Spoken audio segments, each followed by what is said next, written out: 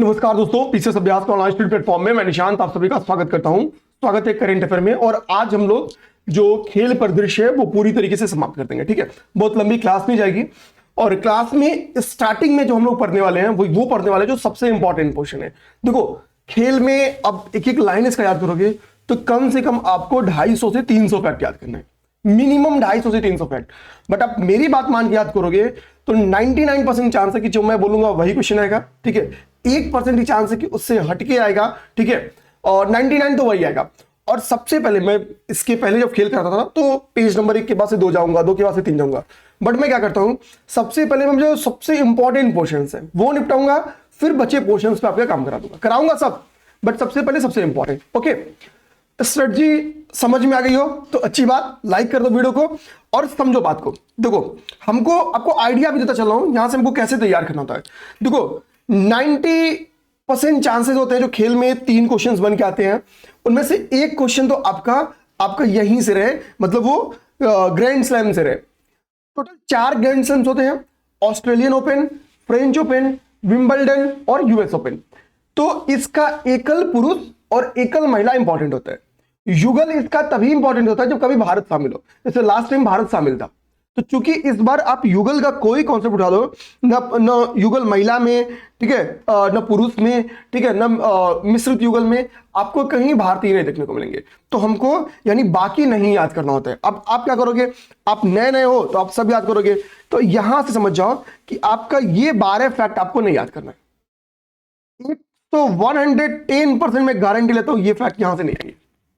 अब याद कर जाओ, आज तक नहीं आए हैं तो अभी भी नहीं आएंगे, और आएंगे तो आप लगा भी नहीं पाओगे, क्योंकि भाई जो 8 इंपॉर्टेंट है वो याद करना पहले जरूरी है, बाकी 12 छोड़ो। अब देखो, आप लोग सर पहले तो जो 8 इंपॉर्टेंट है वही हमको याद करा दो।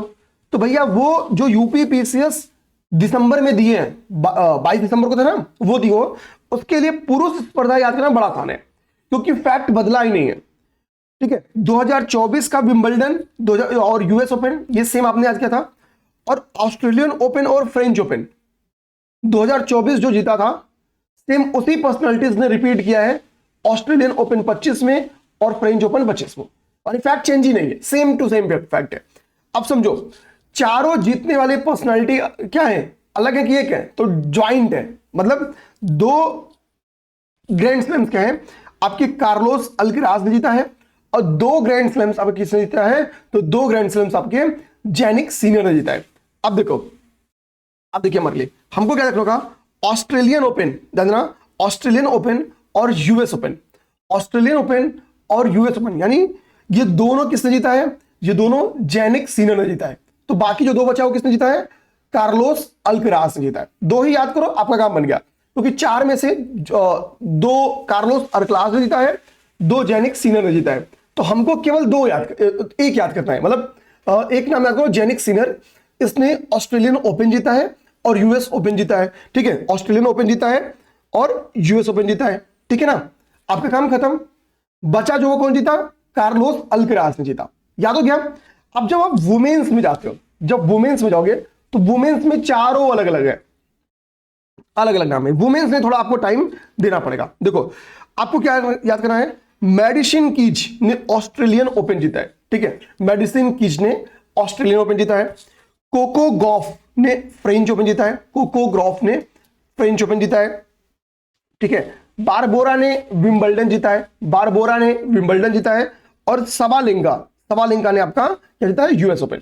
इसमें आप बारबोरा, क्रिजिस्कोवा और एरिना सवालिंका लास्ट टाइम भी याद किए थे आप लोग, 24 वाला। ठीक है, तो हमको क्या देखना है भाई, यूएस ओपन किसने जीता, एरिना सवालिंका ने। ठीक है, विंबलडन किसने जीता है, बारबोरा ने, और कोको गॉफ ने क्या जीता है, फ्रेंच ओपन, और ऑस्ट्रेलियन ओपन किसने जीता है, तो मेडिसन कीज। ये आपको नाम बस इंग्लिश वाला, मतलब महिला वाला याद करना पड़ेगा। ठीक है, चारों नाम अलग अलग है, इसको रिवीजन कर जाना, क्योंकि जो एक क्वेश्चन बनने की संभावना है वो यहां से बनने की संभावना है। ठीक है, वो यहां से बनने की संभावना है। अब देखो, यहां पे जो बृहद आयोजन है, ठीक है, आई थिंक इस बार एक क्वेश्चन ओलंपिक्स और पैरालंपिक्स से आएगा। ठीक है, एक क्वेश्चन ओलंपिक्स और पैरालंपिक्स से आएगा, जो मेरा अनुमान है। ठीक है, ओलंपिक्स और पैरालंपिक्स हम क्या करते हैं, निपटा देते हैं। ठीक है, ओलंपिक्स और पैरालंपिक्स क्या करते हैं, हम निपटा देते हैं। देखो, इजीली तैयार हो जाएगा, लोड नहीं लेना है। एक क्वेश्चन पूरी चांस है ओलंपिक्स और पैरालंपिक्स है। अब देखो एक चांस क्या है कि भारत के ने कितने अवार्ड जीते यही पेपर में क्वेश्चन आ जाए, तो हमको थोड़ा आरओ में फैक्चुअली पकड़ बनानी पड़ती है, ठीक है ना, ध्यान देना। देखो पहली बात कि भाई आयोजन का होगा, तो हम सबको होता है कि पेरिस फ्रांस में ओलंपिक्स हो या पैरालंपिक्स हो, दोनों का आयोजन कब हुआ, दोनों का आयोजन आपकी पेरिस फ्रांस में हुआ था, ठीक है, ध्यान देना, दोनों का आयोजन पेरिस फ्रांस में हुआ था। अच्छा संस्करण याद करना आपके लिए बड़ा आसान है, अब 17वां और वो भूल जाना।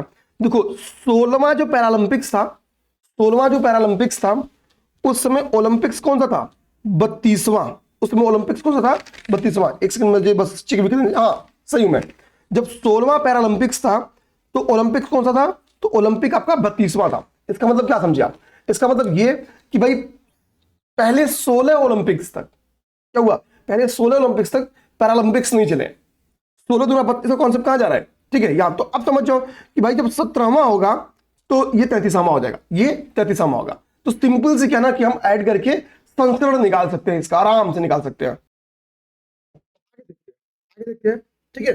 देखो एक इंपॉर्टेंट फैक्ट क्या है, कह रहा है कि फ्रांस ने ग्रीष्मकालीन पैरालंपिक्स खेलों की पहली बार आयोजित किया, लेकिन फ्रांस ने पहली बार ओलंपिक्स का आयोजन नहीं किया है। ओलंपिक्स भी कहां हुआ है, ठीक है, ओलंपिक भी आपका हुआ है फ्रांस में, बट पैरालंपिक का फर्स्ट टाइम आयोजन फ्रांस में हुआ है। कब, फर्स्ट टाइम, ठीक है, ये प्रथम बार फर्स्ट टाइम हुआ है, ठीक है। किसी भी खेल का, किसी भी बड़े आयोजन का हमको शुभंकर हमेशा याद करना होता है कि शुभंकर ग्राम में क्या है, तो इसका शुभंकर क्या है, द फ्रीज, ठीक है, द फ्रीज क्या है आपके पैरालंपिक्स का शुभंकर है।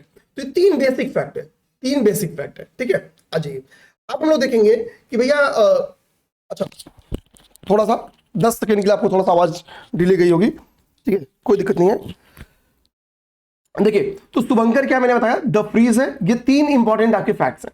अब समझिए बात को, हमारे लिए क्या इंपॉर्टेंट है, हमारे लिए जो इंपॉर्टेंट है उस चीज को एक एक चीज समझने की कोशिश करिए। देखो जब जैसे आप आईपीएल देखते हो तो आईपीएल क्या होती है, ओपन सेरेमनी मनाई जाती है, ठीक है, तमाम एक्टर आके नाचते गाते हैं, ठीक है। तो समझो बात, यहां पे क्या हुआ, ओपन सेरेमनी बनाएगी, लेकिन हमेशा ओपन सेरेमनी कहां मनती है भाई, स्टेडियम के अंदर, स्टेडियम के अंदर परफॉर्मेंस स्टार्ट होता है। बट इस बार फ्रांस ने एक नया काम किया कि भाई जहां जहां पे जिस स्टेडियम में आपकी पैरालंपिक्स का आयोजन होना था, और ओलंपिक्स में भी सेम काम किया है, पैरालंपिक्स में भी सेम काम किया है कि स्टेडियम के बाहर उद्घाटन कराया, स्टेडियम के बाहर क्या किया गया है, उद्घाटन कराया गया है, ठीक है, उद्घाटन कराया गया है। और जितने भी पार्टिसिपेट करने वाले लोग थे उनको सीन नदी का सैर कराया गया, कैसे भाई, विभिन्न बोट्स पे बैठा के सबको सीन नदी का सैर करा के यहां पे लेके आया गया उद्घाटन समारोह में, ठीक है। तो प्लेस डे ला कॉनकॉर्ड चौक पर ये सेरेमनी बनाई गई, बस इसकी रीडिंग करना आपको याद नहीं करनी है। मतलब फर्स्ट टाइम ऐसा हुआ है कि भैया स्टेडियम के अंदर सेरेमनी ना मन के बाहर हुआ है, बाहर हुआ है, ठीक है, देना। अच्छा भैया किसी भी बड़े सम्मेलन में, मतलब कोई बड़ा आयोजन है, तो हमेशा क्या होता है कि ध्वजवाहक होते हैं।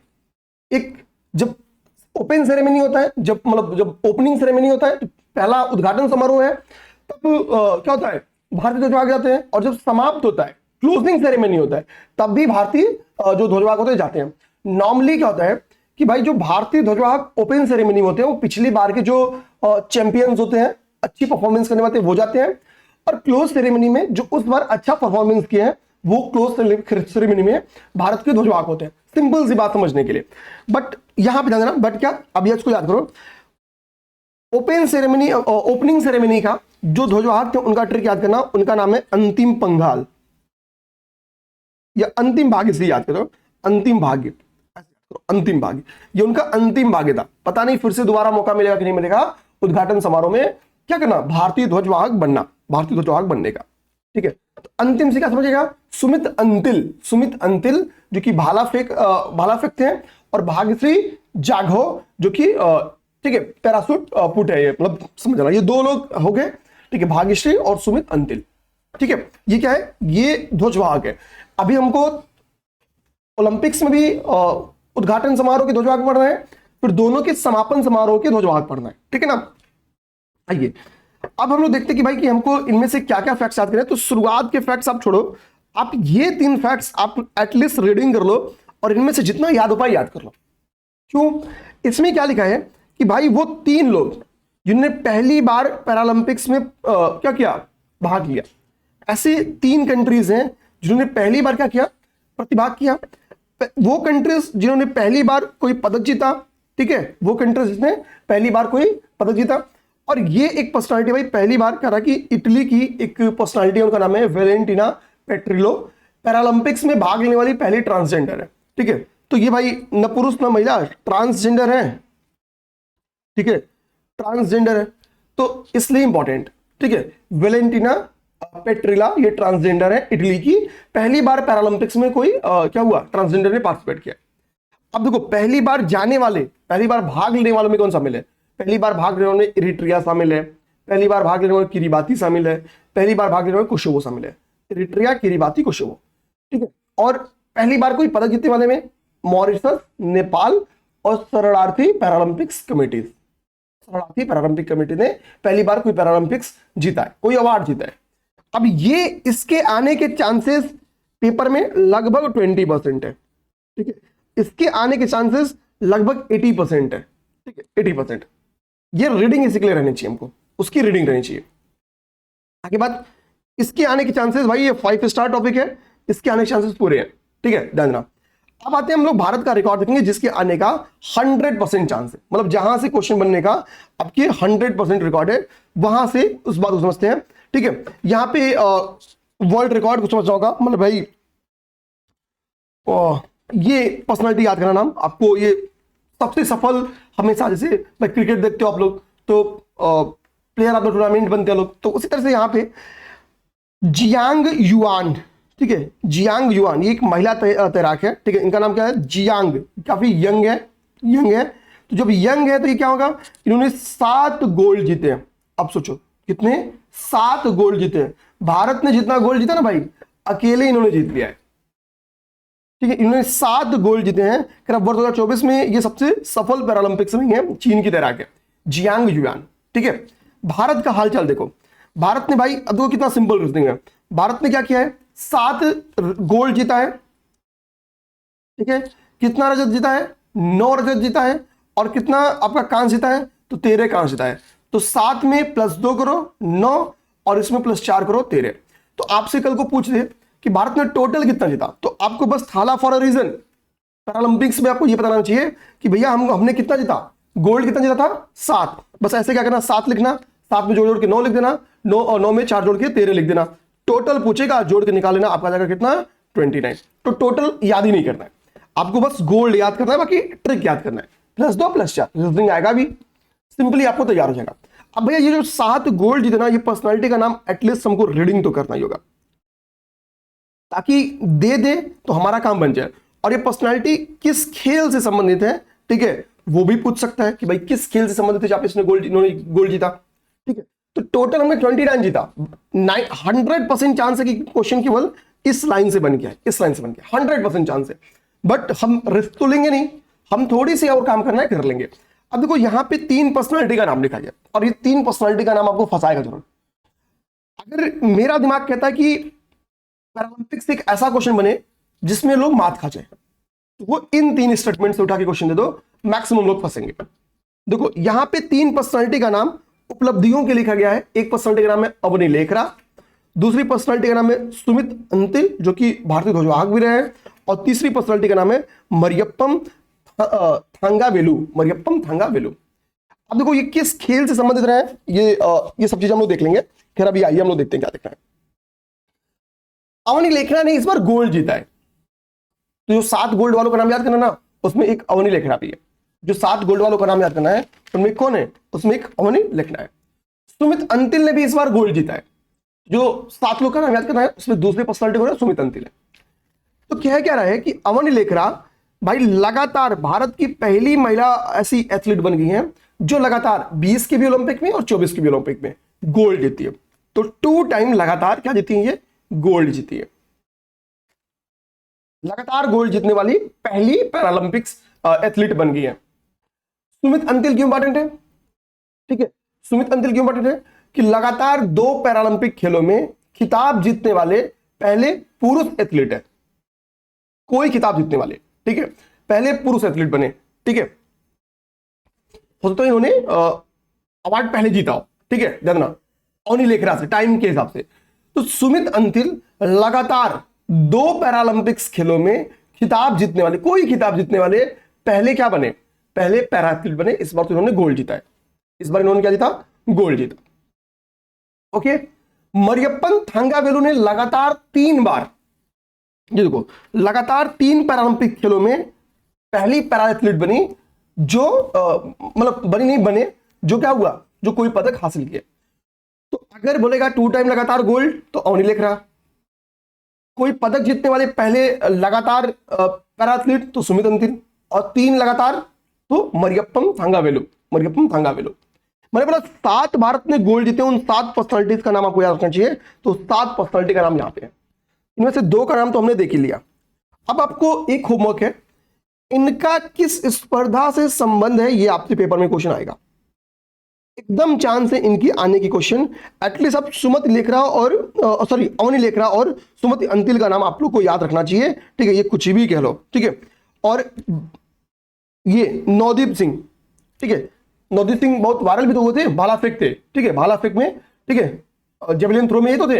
हाँ, इनका नाम आपको याद रखना पड़ेगा, ठीक है, क्योंकि काफी नाम बंदे नहीं पाया था। तो हमको ये याद रखना है कि भाला फेंक F41 कैटेगरी में ये थे, ठीक है, ठीक। सुमित अंतिल भाला फेंक F64 कैटेगरी में थे, ठीक है। और अवनी लेखरा, ठीक है, R2 महिला 10 metre air rifle standing SH1 category. तो ये एटलीस्ट इसमें 3-4 आप याद कर जाओ, ताकि मैथ्स दी कॉलम में आए तो आप इजिली इसको निपटा सको। ये आपको 1-2 बार रीड करना पड़ेगा, चांसेस है यहां से क्वेश्चन मेरे भाई पूछ ले, ये पूछ ले क्वेश्चन।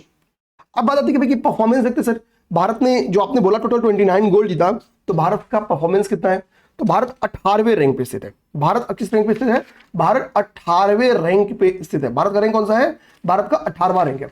वहीं ओलंपिक्स में भारत का रैंक कितना है, 71वां रैंक है। ओलंपिक्स में भारत का रैंक कितना है, 71वां रैंक है। ध्यान रखना, अगर आप ग्रीष्मकालीन ओलंपिक में रैंक आपको पूछे तो 71वां रैंक है। कितना रैंक, 71वां रैंक। और अगर पूछेगा पैरालंपिक्स में रैंक कितना, तो 18वां रैंक। कितना गोल्ड जीता है पैरालंपिक्स में भारत ने, 7 गोल्ड जीता है। ओलंपिक्स में कितना जीता है, 0। ओलंपिक्स में कितना जीता है, 0। ओलंपिक्स अभी हम लोग पढ़ेंगे तो वहां पे इन डिटेल समझा दूंगा, इन डिटेल समझा दूंगा। ओके ओके, अब आइए, अब आइए, ठीक है, ये देखिए, ये एक पर्सनालिटी, इनका नाम है प्रीति पॉल। ये रीडिंग आप लोग जरूर करिएगा। प्रीति पॉल ने पैरालंपिक पदक जीतने वाली कराए, ठीक है, ट्रैक स्पर्धा में प्रीति पॉल ट्रैक स्पर्धा में कोई पैरालंपिक पदक जीतने वाली पहली भारतीय बनी है, ठीक है, पहली भारतीय बनी है, ये याद रखने आप लोग, ठीक है। ट्रैक स्पर्धा में कोई पदक जीतने वाली पहली भारतीय बनी है, करा उन्होंने 100 मीटर T35 कैटेगरी और कह रहा है कि और महिला 200 मीटर T35 दौड़ में 2 कांस्य पदक जीते, मतलब दोनों में कांस्य पदक जीते। 100 मीटर और 200 मीटर्स, 100 मीटर और 200 मीटर्स में उन्होंने 2 कांस्य जीते। तो 2 कांस्य जीते, उन्होंने क्या जीते, 2 कांस्य जीते हैं। ध्यान रखना, क्यों इंपॉर्टेंट है, क्योंकि पहली बार कोई ट्रैक स्पर्धा में कोई भारतीय ने अवार्ड जीता है, और भी 2 जीत लिया, ठीक है। ध्यान रखना, वो भी कितना जीती है, 2 जीतनी है।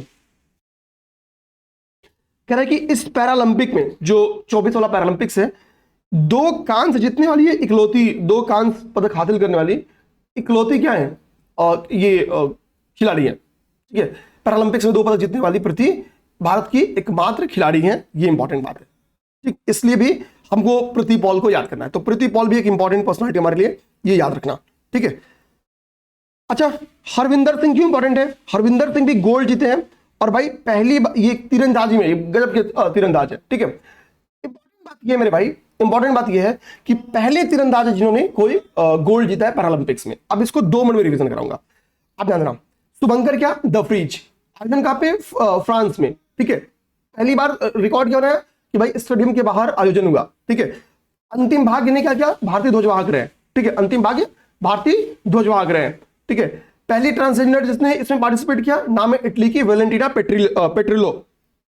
आगे देखो, भारत ने कुल कितना गोल्ड जीता, 7, फिर 9, फिर 13, ओवरऑल 29। कॉन्सेप्ट समझा दिया। रैंक कितनी भारत की, 18वीं। रैंक कितनी भारत की, 18वीं, ठीक है, ये याद करा दिया आपको, ठीक है। 3 पर्सनालिटी, लेखरा, अवनी लेखरा 2 लगातार गोल्ड जीतने वाली, सुमित अंतिल 2 लगातार कोई अवार्ड जीतने वाले, मरियप्पन थंगावेलु 3 लगातार कोई पदक जीतने वाले ओलंपिक्स में, ठीक है। इसके बाद प्रीति पॉल और हरविंदर क्यों इंपॉर्टेंट है, प्रीति पॉल पहली बार कोई ऐसी एथलीट है जो ट्रैक स्पर्धा में पदक जीती हैं, और हरविंदर सिंह पहले ऐसे एथलीट है जो पहले ऐसे हम लोग कह सकते हैं कि खिलाड़ी हैं जो पैरा तीरंदाजी में कोई अवार्ड जीते, इन्होंने गोल्ड जीता है। और प्रीति पॉल ने 2 कांस्य जीता है। रिवीजन हो गया, काम खत्म आपका। अब भैया नेक्स्ट 2 आयोजन कहां होना है उसकी बात यहां पर लिखा गया, अंतिम 2 आयोजन, नेक्स्ट 2, ये याद करो, नेक्स्ट 2 अंतिम 2 आयोजन कहां होने वाला है। तो अंतिम 2 आयोजन आपका देखो यहां पर लिखा है कि 18वें ग्रीष्मकालीन इसका होने वाला है आपका लॉस एंजल्स यूएसए, 18वां 4 साल बाद लॉस एंजल्स में, और उसके बाद से आपका ऑस्ट्रेलिया के ब्रिस्बेन में। यही सेम फैक्ट आपको याद करना है ओलंपिक्स में भी, सेम ओलंपिक्स में भी आपको याद करना है, ठीक है ना, सेम आपको ओलंपिक्स में भी याद करना है। अच्छा, मैंने आपसे क्या बोला कि जो सबसे स्टार्ट में याद करो, मैंने जब स्टार्ट किया क्लास तो एक बात बोली थी कि जो सबसे सफल खिलाड़ी होते हैं वही क्या होते हैं, क्लोजिंग सेरेमनी का भारतीय ध्वजवाहक बनते हैं।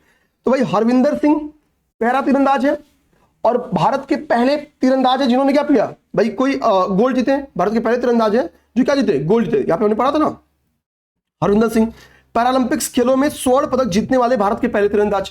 तो चूंकि भाई पहला तीरंदाज है जो कि गोल्ड जीते, तो भाई सबसे सफल। प्रीति पॉल ने 2 कांस्य जीता है, पैरा धावक है ये, ठीक है।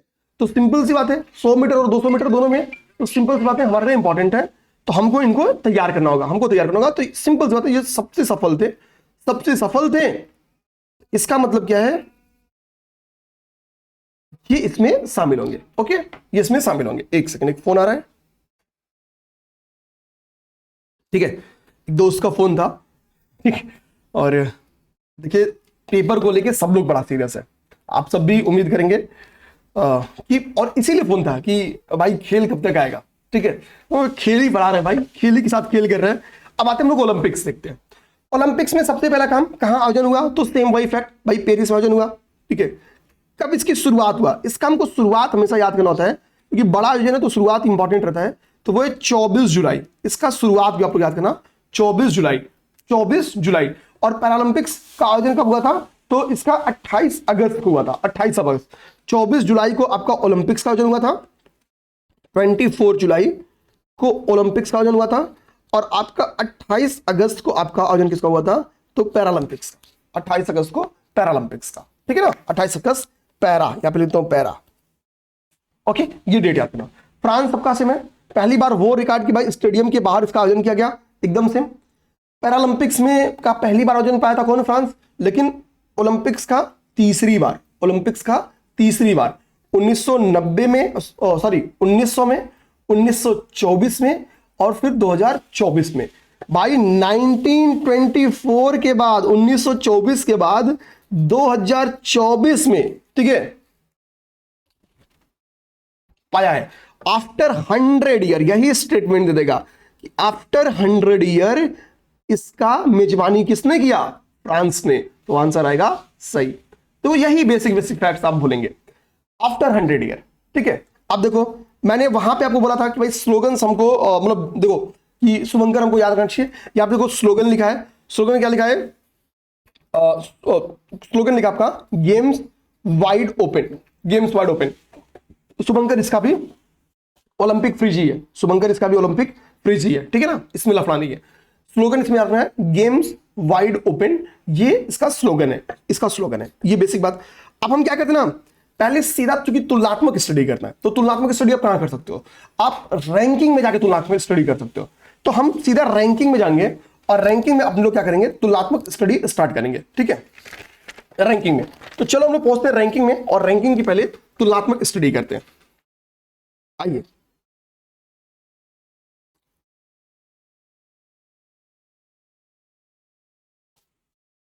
पहले तो हम लोग तुलनात्मक स्टडी करेंगे कि शीर्ष पदक विजेता देशों के बारे में।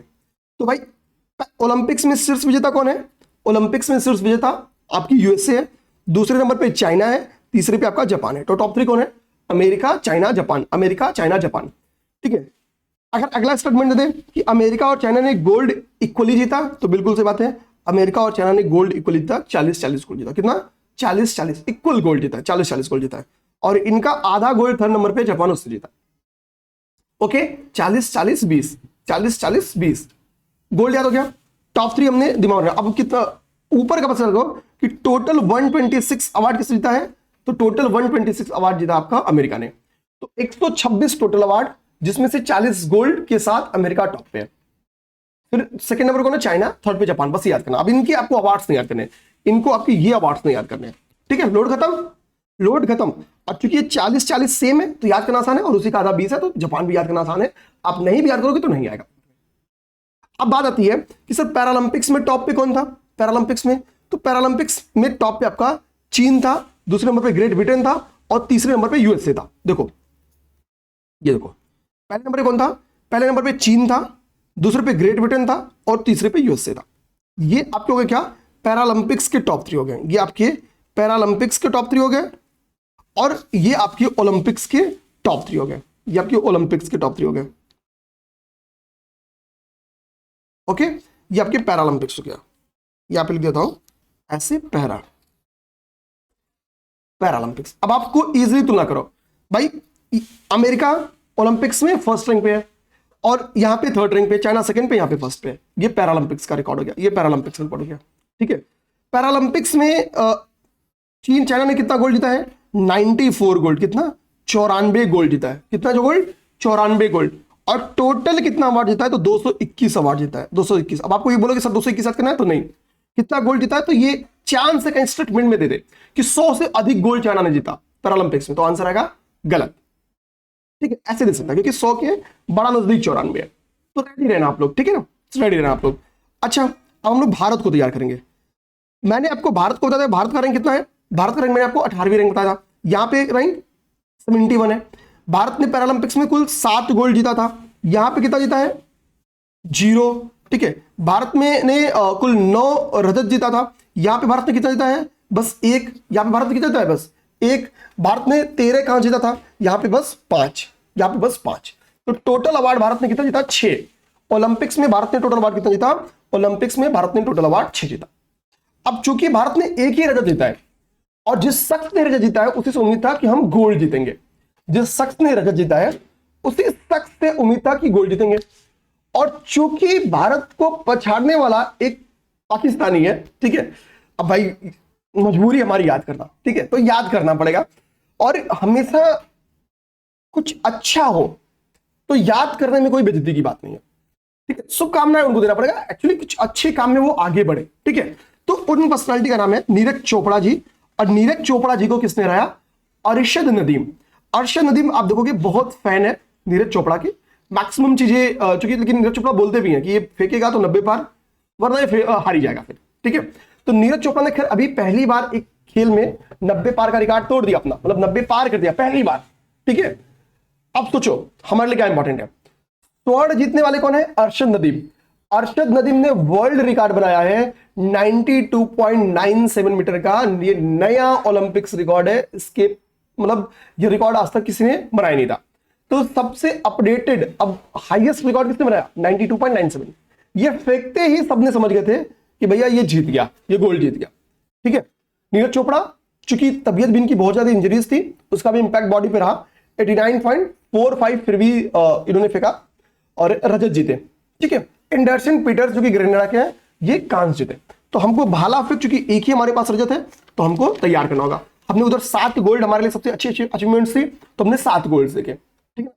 अब हमारे लिए बात आती है कि सर कुछ और इंपॉर्टेंट फैक्ट क्या बताएंगे? तो देखो हमारे लिए अगले इंपॉर्टेंट फैक्ट्स में जो हमको तैयार करना चाहिए वो हॉकी है।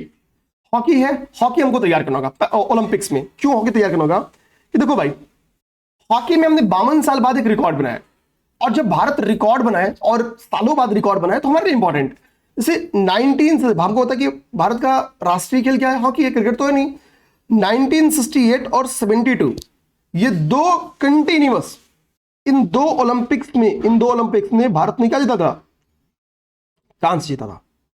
उसके पास सूखा पड़ गया था, एक सूखा का दौर आया, और उस सूखा का दौर कब टूटा?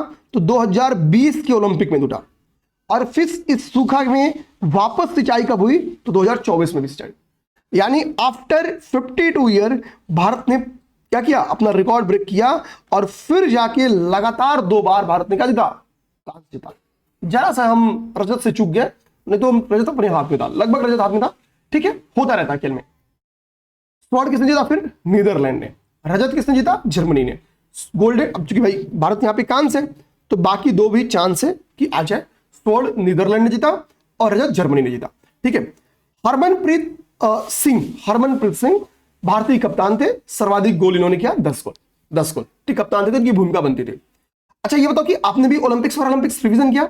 जिस पैटर्न पे मैंने कराया एग्जैक्ट क्या सेम उसी पैटर्न पे गए थे तो भाई बहुत अच्छी बात है भाई, मतलब बहुत अच्छी बात है। ठीक है, अब हम लोग आते हैं, ये तो हो गया हमारा तुलनात्मक अध्ययन। भैया जो हमको तैयार करना ही करना था, आपको ये नहीं याद करना है, आपको ये नहीं याद करना है, रिस्क मत लो, नहीं आएगा दावा है। ठीक है, आ जाइए भैया, ये हमारा काम खत्म होगा।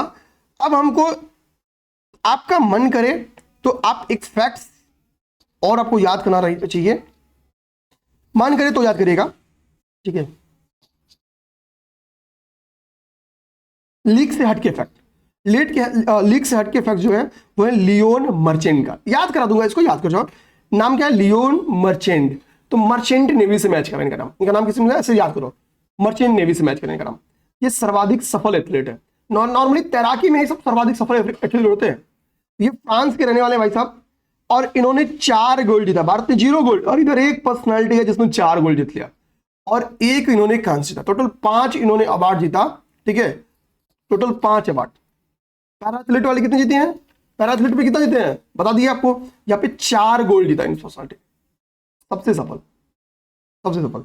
ओलंपिक्स में एक ही संस्करण में 4 गोल्ड जीतने का रिकॉर्ड बहुत ही लॉन्ग टाइम बाद बनाया, माइकल फेल्प्स के बाद ये रिकॉर्ड बनाया, किसी दूसरे तैराक ने बना पाया। सबसे सफल महिला, तो वो महिला जो बहुत हंसती रहती है, हंस के रहती है, हंस के रहती है। ठीक है, इन्होंने 3 गोल्ड जीता और 2 रजत जीता। ठीक है, तो हंस के सबसे सफल है। ठीक है, अब लोग आते हैं, यहां पे मनु भाकर जी, चूंकि न्यूज में इसलिए थी और बीच में इनका मुद्दा काफी उठा था जब मेजर ध्यानचंद पुरस्कार में इनका नाम नहीं गया था। मेजर ध्यानचंद खेल रत्न पुरस्कार पढ़ाया हुआ है, पुरस्कार पढ़ लिया, तो बताइए भैया मेजर ध्यानचंद्र खेल रत्न पुरस्कार किसको किसको दिया गया था? मेजर ध्यानचंद। अब ये भाई मत कहना कि इसको सर आप होमवर्क देके परेशान कर देते हो, होमवर्क इसको इसलिए दे रहा हूं पढ़ा दिया हूं, नहीं याद आ रहा है तो मत बताओ, कोई दिक्कत नहीं। कुछ लोग कमेंट देते सर आप होमवर्क देके कंफ्यूज कर देते हो, होमवर्क देके बस आपको रिकॉल कराने की मेरी कोशिश रहती है, खासतौर पर जो पढ़ाया हूं। ठीक है, मेजर ध्यानचंद्र खेल रत्न पुरस्कार, अगर आपको नहीं याद है तो आप दिमाग में रखो, तुमको याद करना है भाई, वापस जाके करा दिया गया, पुरस्कार वाले सेक्शन में आपको मिल जाएगा। ठीक है, अब आते हैं मेजर ध्यानचंद पुरस्कार, आपको याद करना है। मनु भाकर ने क्या किया, यहां पे 2 पदक जीते हैं। सबसे सफल भारतीय की बात करें, जैसे वहां पे प्रीति पॉल थी पैरालंपिक्स में, तो यहाँ पे मनु भाकर है। यहाँ पे कौन है? यहाँ पे मनु भाकर है। प्रीति पॉल के बारे में मैंने आपको पढ़ाया था कि प्रीति पॉल ने 2 पदक हासिल किए थे। ठीक है, ये हमने 2 कांस्य हासिल किए थे। यहां पे भी हम लोग बात करेंगे जो मनु भाकर है, मनु भाकर जी के बारे में, तो आपको यहाँ पे देखने को मिलेगा। ठीक है, कि मनु भाकर ऐसी पहली एथलीट है ओलंपिक्स के इतिहास में, स्वतंत्र भारत के इतिहास में, जिन्होंने एक ही संस्करण में 2 पदक हासिल किए, 2 पदक हासिल किए। ठीक है, पहली तो इन्होंने इंडिविजुअल 10 मीटर एयर पिस्टल में कांस्य जीता, फिर मिश्रित में इन्होंने भी फिर से कांस्य जीता। मिश्रित में मनु भाकर ने सरबजोत सिंह के साथ मिलकर 10 मीटर एयर मतलब पिस्टल में ही इन्होंने कांस्य जीता। तो इन्होंने 2 कांस्य जीता है, 2 कांस्य जीता है। एक भाई इंडिपेंडेंट कैटेगरी और दूसरा ज्वाइंट कैटेगरी में सरबजोत सिंह के साथ। ओके, मनु भाकर हमारे तैयार हो गए। ठीक है, बाकी हमने आपको तैयार करा दिया तो कोई दिक्कत की बात नहीं है। अब इसकी हमारा हो गया। इसके आगे भाई लास्ट 2 कहां मनाया जाने वाला है, ये मैंने आपको पैरालंपिक्स में बताया कि यहीं पे होगा जहां पे है। ठीक है, अब ध्वजवाहक की बात आती है कि सर समापन का ध्वजवाहक कौन रहा? तो भाई मनु भाकर तो रही होंगी, सिंपल सी बात है, मनु भाकर। ठीक है, और देखो 52 साल बाद हमने रिकॉर्ड बनाया, भले ही 10 गोल किसने किया, भले ही 10 गोल करने वाले आपके कैप्टन थे, लेकिन जो गोलकीपर थे PR श्रीजेश, इनका चूंकि लास्ट ये आई थिंक मैच भी था और इन्होंने कई गोल्स बचाए, मतलब कई गोल्स बचाए। ठीक है, इसी वजह से इनको शामिल किया गया। तो भाई लंबे समय में भारतीय हॉकी टीम ने रिकॉर्ड किया, तो भारतीय टीम में अकेले एक तो है नहीं कि भाई एक लोग को शामिल कर दिया जाए। तो हॉकी में या तो कैप्टन, क्योंकि रिकॉर्ड कैप्टन के नाम जाता है, ठीक है, और दूसरा भाई गोलकीपर। ठीक, तो सिंपल सी बात है, गोलकीपर। तो सफल यहां पहचानना आसान था यहां पे। ठीक है, इन लोग को भैया आप जाके ध्वजवाहक बोलिए भारत का। ठीक है, ये हो गया। अब हम लोग क्या करेंगे, यहां इसको पढ़ने के पहले पहले हम कुछ इंपॉर्टेंट टॉपिक और पढ़ेंगे, फिर आएंगे पेज नंबर 212 पे। तो आप पेज को स्लाइड करो और आप जाओ लास्ट पेज, खेल के लास्ट पेज पे जाओ। खेल के लास्ट पेज पे आपको लिखा होगा भविष्य के होने वाले खेल का आयोजन, और ये आपके पेपर में क्वेश्चन बन के आता है। ठीक है, पेज नंबर 232 पे, पेज नंबर 232 जाओ सब लोग। आपका क्या करो, पेज नंबर 232 जो कि आपका पेज लास्ट है, लास्ट पेज को पलटो। मेरा पूरा अनुमान है कि एक क्वेश्चन आपके यहां से आने वाला है, एक क्वेश्चन जो ट्रेंड है। देखो मैं करा दूंगा आपको बचा हुआ पोर्शन भी, लेकिन मैं चाहता हूं कि आप जो पहला 1 घंटा है वो बड़ा इंटरेस्टिंग, ऐसा लगे कि भाई मजा आ गया करके। ठीक है, वो भी दो। अब इसमें हमको क्या करना होता है, आयोजन याद करना होता है। ठीक है, ध्यान रखना, खासतौर पर कोई आयोजन भारत में हो तो हमारे लिए बहुत, और यार मेजर जो कि अच्छा ओलंपिक्स और पैरालंपिक्स का तो अब लास्ट 2 आयोजन हमको पता चल गया, उसमें तो बहुत सोचना नहीं है। ठीक है, ध्यान रखना। अब क्या क्या आपको याद करना है, ध्यान रखना उसको, वो चीज अपने दिमाग में आप लोग रखिएगा जो हमको नेक्स्ट याद करना है। ठीक है, आपका मन करे तो 10वां आईसीसी महिला T20 कप याद करिए। ठीक है, इंग्लैंड और वेल्स में होने वाला है, कोई दिक्कत की बात नहीं है। 14वां ODI 2027 वाला काफी नाम पे है, इसलिए रीजन है। ठीक है, क्योंकि ये 2 भारतीय खिलाड़ियों का अंतिम ODI भी हो सकता है, तो चांस है कि यहां से क्वेश्चन दे दे। ठीक है, और 15वें ODI का मेजबानी भारत करेगा ज्वाइंट रूप में बांग्लादेश के साथ, ये इंपॉर्टेंट है, ज्वाइंट रूप में बांग्लादेश के साथ, तो ये इंपॉर्टेंट है। ओके, आइए भैया, 10वां T20 का जो आयोजन होने वाला है वो उसका भारत में होने वाला है, तो ये हमारे लिए इंपॉर्टेंट है। ठीक है, फिर 11वां ऑस्ट्रेलिया और न्यूजीलैंड में होगा, इसको रीडिंग कर जाना है बस। ठीक है, इसको बस रीडिंग कर जाना है। 10, 11, 12वां अगला 3 T20 कप का आपको आयोजन लिख दिया यहाँ पे। तो अभी पहला भारत और श्रीलंका ज्वाइंट रूप से करेंगे, और 15वें ODI का ज्वाइंट रूप से कौन करेगा, भारत और बांग्लादेश करेगा। ठीक है, तो ये अब बढ़िया है, पाकिस्तान को दिक्कत नहीं है कि वो अपना सारा मैच कहाँ खेलेगी, बांग्लादेश में खेलेगी। यहाँ भी पाकिस्तान को दिक्कत नहीं है कि ज्वाइंट रूप से कहाँ खेलेगी, श्रीलंका में करेगी। बल्कि मैं तो मानता ही हूँ भारत और पाकिस्तान के पास जाए तो ज्वाइंट फॉर्म में ही जाए, उसका फायदा क्या रहेगा कि भाई किसी को कोई दिक्कत नहीं आने वाली है। हाँ, भारत के पास, भारत बांग्लादेश जाना भारत के लिए कौन सी दिक्कत की बात है। ठीक है, चारों तरफ से घेरा है भारत। ठीक, तो इनडायरेक्टली भारत ही है। ठीक, अब आते हैं हम लोग बात करते हैं चैंपियंस ट्रॉफी। भारत जीती है, नेक्स्ट चैंपियन ट्रॉफी कब होने वाली है, भारत में होने वाली है नेक्स्ट चैंपियन ट्रॉफी। ठीक है, ये दिमाग रखिए। अब देखो अभी तक हमने जो जीता तो देखा, इनके आने की संभावना 10% है। ठीक है, क्योंकि नॉर्मली क्रिकेट पे उतना क्वेश्चन यूपीपीएससी नहीं बना के देती है, बट इस बार क्रिकेट बड़ा इंपॉर्टेंट है क्योंकि भारत ने चैंपियंस ट्रॉफी भी जीता और भारत ने T20 वर्ल्ड कप भी जीता। 2 बड़े उपाधियां भारत के पास आई, और इसी बीच में 3 बड़े खिलाड़ियों ने संन्यास लिया। रविचंद्रन अश्विन भारत के ऐसे खिलाड़ी जिनकी तुलना मुथैया मुरलीधरन से की जाती थी, क्योंकि रिकॉर्ड मुरलीधरन तो मुरलीधरन थे, बट अच्छे खासे रिकॉर्ड अनिल कुंबले के वास्ते अगले रिकॉर्ड जिन सब पर्सनालिटी के वास्ते वो अश्विन थे। और अचानक अभी आईपीएल खेलते खेलते 2 बड़े पर्सनालिटी ने बोला कि हम टेस्ट से संन्यास लेते हैं। तो कोहली और रोहित शर्मा बड़ा इंपॉर्टेंट है, इसी के लिए मैं कह रहा हूं कि ना कि आपके लिए इंपॉर्टेंट है ODI।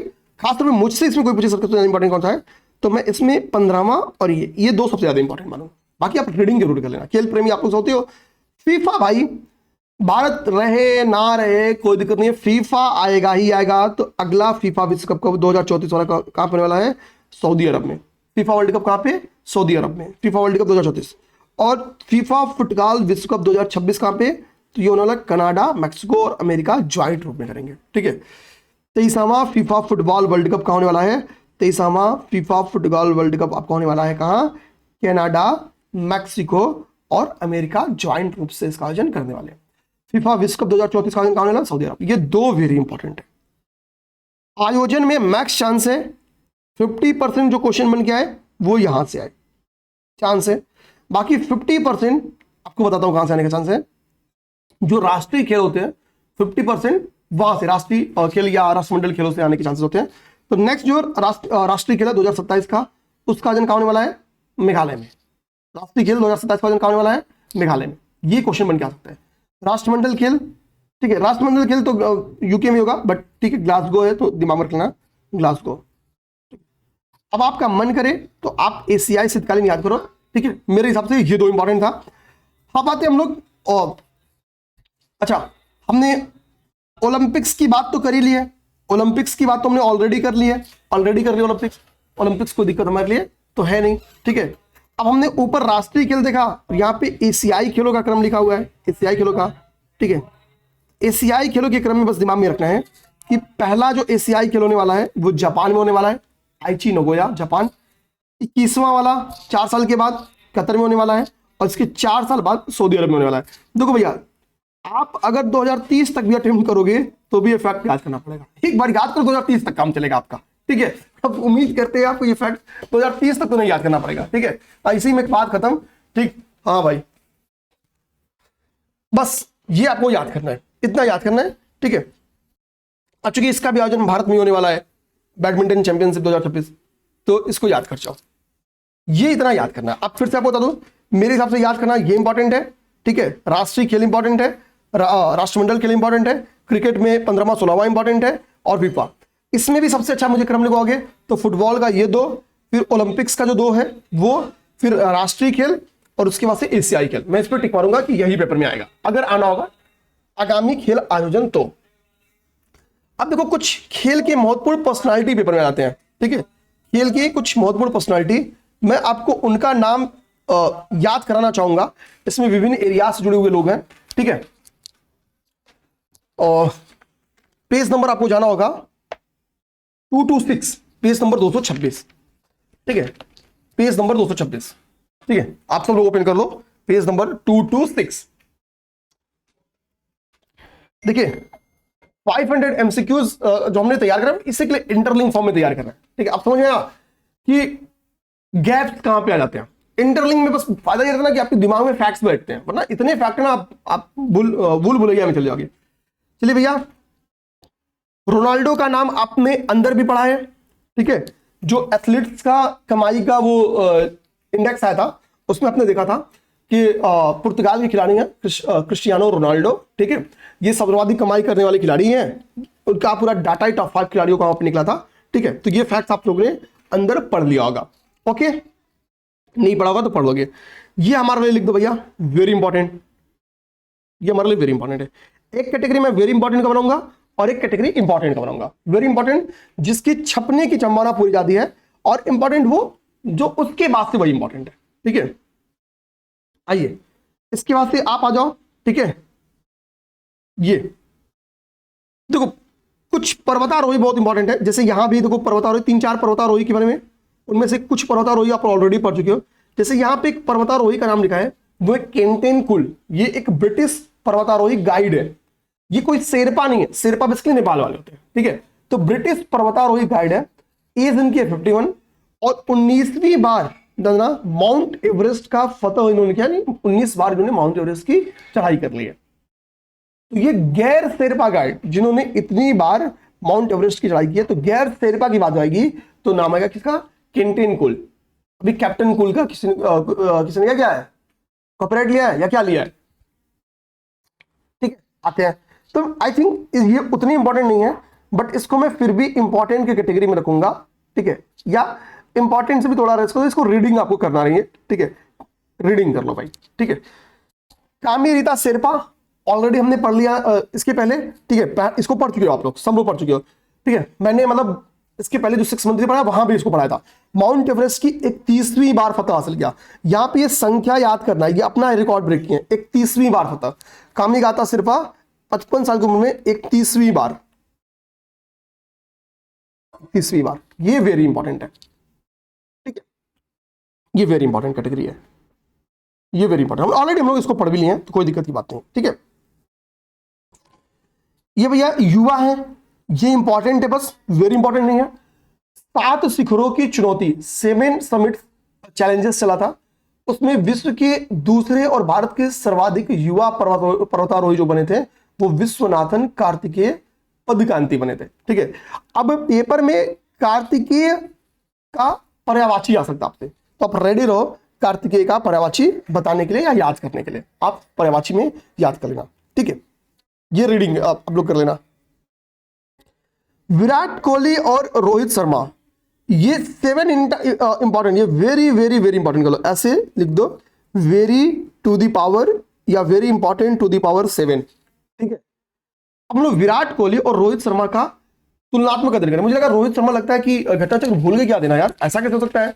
फिर मैंने क्या किया ना कि भैया मैं देख के डाटा देखिए, यहाँ पे देखा रोहित शर्मा का मैंने डाटा लिखा कि मुझे कराना ही कराना भाई, ऐसा कैसे। फिर मैंने देखा नहीं, भूल ही नहीं है। लास्ट में आपके रोहित शर्मा के बारे में सबसे लास्ट जो डाटा है वो रोहित शर्मा के बारे में। तो हम क्या करते हैं, रोहित शर्मा का डाटा उठाते हैं, क्योंकि हमको तुलनात्मक अध्ययन करना है। हम रोहित शर्मा का यहाँ से डाटा उठाएंगे, सबसे लास्ट जो बात है वो रोहित शर्मा जी के बारे में। तो इनको हम लोग यहाँ से कॉपी करेंगे और इनका चूंकि हमको तुलनात्मक अध्ययन करना है, यहाँ पे इसको हम पेस्ट कर देते हैं। ओके, अब रोहित शर्मा विराट कोहली ये दो पर्सनालिटी हम लोग देखना स्टार्ट करते हैं। ओके, टेस्ट से दोनों लोगों ने संन्यास लिया। ध्यान रखना, टेस्ट में इन्होंने कितना मुकाबला खेला है, 67 मुकाबले खेले। विराट कोहली ने कितना मैच खेला है टेस्ट का, 123 मैच खेला है। ठीक है, और रोहित शर्मा 67, विराट कोहली 1 2 3, ये 6 के बाद 7 और ये 1 2 3। तो देखो कितना कोइंसिडेंस है, उधर भी क्रम मेंटेन है 6 7, इधर भी क्रम मेंटेन है 1 फिर 2 फिर 3। तो याद करना आसान। अब हम लोग बात करेंगे कि कितने शतक, तो इन्होंने 12 शतक लगाया है। कितना शतक, 12 शतक। कितना शतक लगाया मेरे भाई, 12 शतक लगाया है। और इन्होंने कितना शतक लगाया है, 30 शतक। इन्होंने कितना शतक लगाया है, 30 शतक। इधर 12 शतक, इधर 30 शतक। ठीक है, आजिए भैया आगे बात करते हैं। अर्धशतक मत याद करो, कितना रन टेस्ट बनाया है, तो 4301। इन्होंने कितना रन बनाया है, 9230। 4301 9230। तो हमने क्या किया, आप चाहो तो ऐसा एक कॉलम हमने देखा, नंबर ऑफ मैच, ठीक है, सेंचुरी, टोटल रन्स, और यहां पे एक कॉलम में और होना चाहता हूं हाईएस्ट। इसके बेस में तुलना किया, इसके बेस में तुलना करा। ऐसे आप लोग ना आर और ऐसा आप लोग ना वी, रोहित और विराट कोहली। तो रोहित का 67, विराट कोहली का 123 123। सेंचुरीज कितना, रोहित के 12, विराट के कितने 30। रन्स कितना, रोहित के 4301 रन्स, विराट के 9000 समथिंग है ना, 9200। ठीक है, 9230 रन। तो लास्ट में 30 से दिमाग रखना, क्योंकि 30 सेंचुरीज भी है, ऐसे मैच कर जाएगा आपका। ठीक है, हाईएस्ट रन की बात करोगे तो देखो हाईएस्ट रन यहां पे नहीं लिखा है, बट मैंने हाईएस्ट रन निकाला। तो ठीक है, अब लोग इसको चेक भी कर लेना चाहोगे तो बेस जो रोहित शर्मा के है वो 212। ठीक है, 212 बेस्ट है रोहित शर्मा का। ठीक है, ये मैंने गूगल से निकाला है, 212 है बेस्ट रोहित शर्मा का और 254 है विराट कोहली का बेस्ट। ये तुलना हो गया, ये तुलना हो गया। इसका स्क्रीनशॉट आप लोग चाहो तो लेके रख लो, स्क्रीनशॉट लेके रख लो। मेरा मानना है कि very important to the power 7 है, 100% चांस से क्वेश्चन आ जाए। इसी में हम लोग खोजते ना उनको, कहाँ के भैया वो, अरे अश्विन, अश्विन जी कहाँ पे हैं, अभी चलिए बीच में मिलेंगे, उनसे मुलाकात होगी हम लोग की, ऐसा नहीं कि उनको छोड़ दिया जाएगा। आइए, मोहसिन नकवी, पाकिस्तान वालों का पीसीबी बदलता रहता है तो अपने लिए इंपॉर्टेंट नहीं है। ठीक है, नकली है, ठीक है, पाकिस्तान नकली है वैसे ये नकली है। ठीक है, मोहसिन नकवी, ऐसे नकवी से नकली याद कर लो। वंदना कटारिया, वंदना कटारिया, ये इंपॉर्टेंट है, ये इंपॉर्टेंट है, समझिए बात को। वंदना कटारिया के बारे में आप यहां पे देखोगे तो एक बात क्या लिखा वंदना कटारिया के बारे में, कि ओलंपिक्स खेलों में हैट्रिक बनाने वाली एकमात्र भारतीय महिला है। ओलंपिक्स खेलों में हैट्रिक बनाने वाली एकमात्र भारतीय महिला है। ये इंपॉर्टेंट बात आप लिखिए, एकमात्र भारतीय महिला। और अभी ये न्यूज में क्यों है, क्योंकि इन्होंने संन्यास की घोषणा कर दी। ये एक महिला अंतर्राष्ट्रीय खिलाड़ी है। ठीक है, इन्होंने 158 गोल्स किया है। बाकी पॉइंट्स को आप चाहो तो बस रीडिंग करना, बट इंपॉर्टेंट आपका ये है। ठीक है, 2 बार इन्होंने ओलंपिक्स में पार्टिसिपेट किया है, 2 बार ओलंपिक्स में पार्टिसिपेट किया है।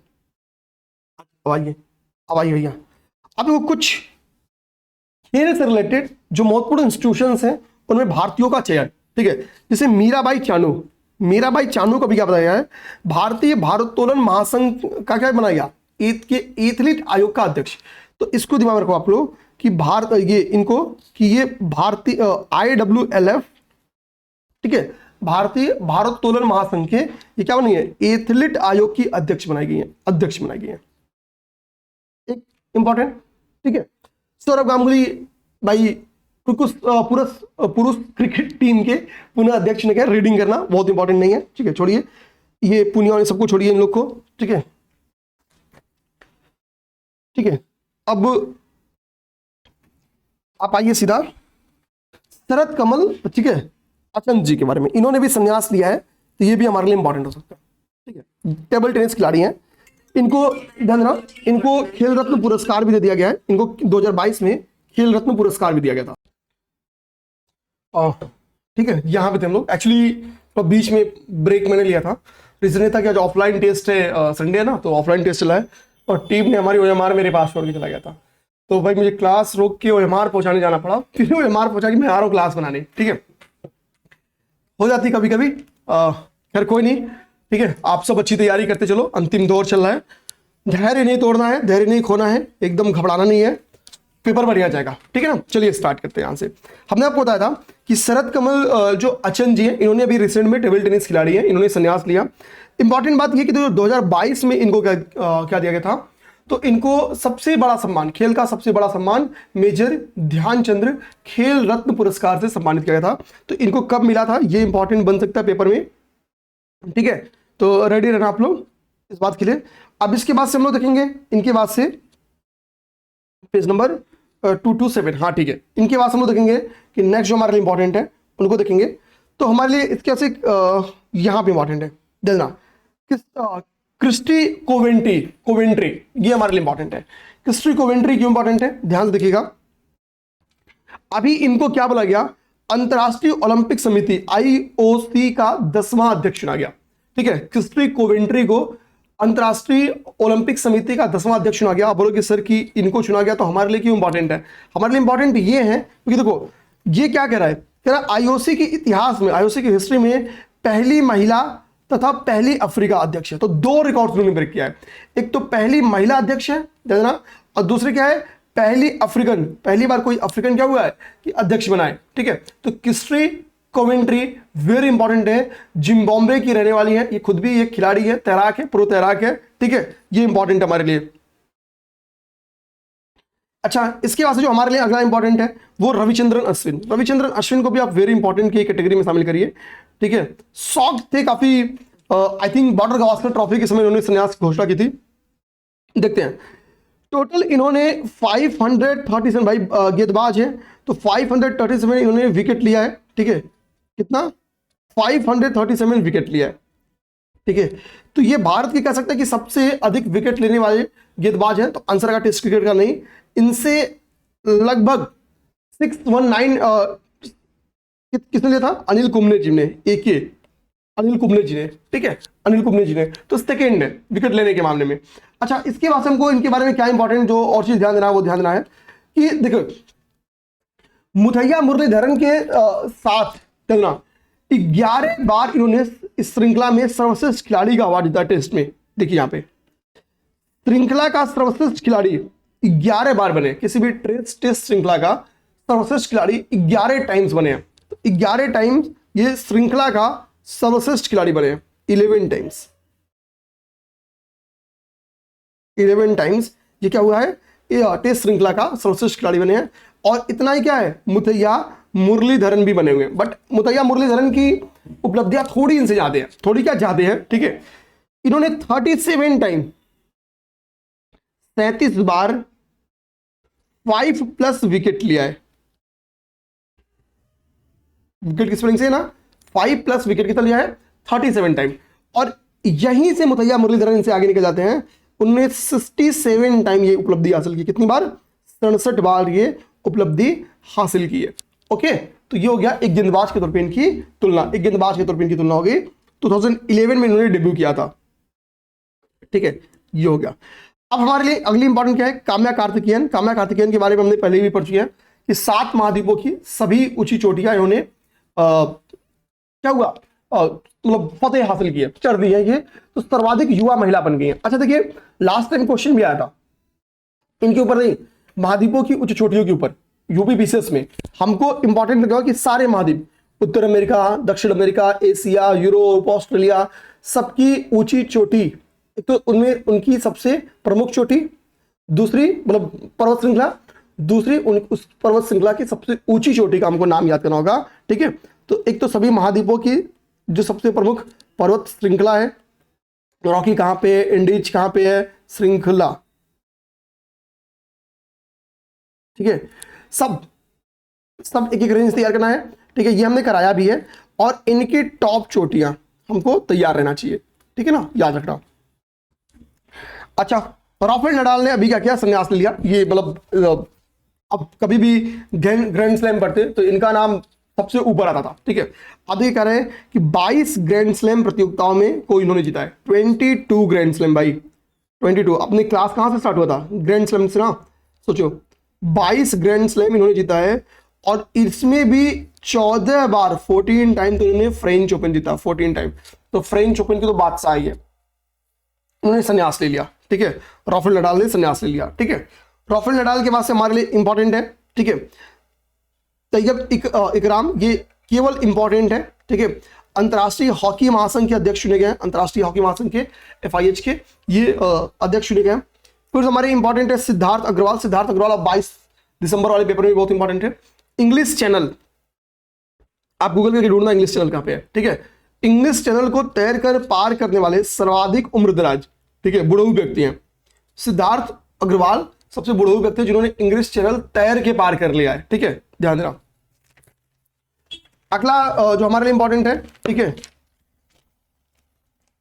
जय शाह जी भाई, सबसे यंगेस्ट चेयरमैन बने ICC के। ठीक है, निर्विरोध चेयरमैन, कोई विरोधी इनका नहीं किया। और इन्होंने किसकी जगह ली, जगह जिनके लिए इन्होंने न्यूजीलैंड के ग्रेग बार्कले थे, इनकी जगह इन्होंने ली है, ग्रेग बार्कले की। ठीक है, भारत के पहले क्या ICC चेयरमैन है, नहीं, ये 5वें नंबर पे है। सबसे पहले जगमोहन डालमिया जी थे, इनके पहले जगमोहन डालमिया जी थे, फिर शरद पवार जी थे, फिर M श्रीनिवासन, शशांक मनोहर। ठीक है, ये 4 पर्सनालिटीज इनके पहले इस पद पे ऑलरेडी आसीन थे। बाकी हमको बताया भाई, गौतम गंभीर जी आपके, ठीक है, ये सब हमको पता ही है। ठीक है, गौतम गंभीर कोच बने हैं, इसमें कोई फैक्ट ऐसा नहीं। रोहित शर्मा जी के बारे में हमने पहले देख लिया। ठीक है, अच्छा, अभी हमने इंग्लिश चैनल के बारे में सबसे उम्रदराज देखा था। यहां पे जिया के बारे में लिखा है कि इंग्लिश चैनल पार करने वाली विश्व की सर्वाधिक युवा बनी है, कौन, जिया राय।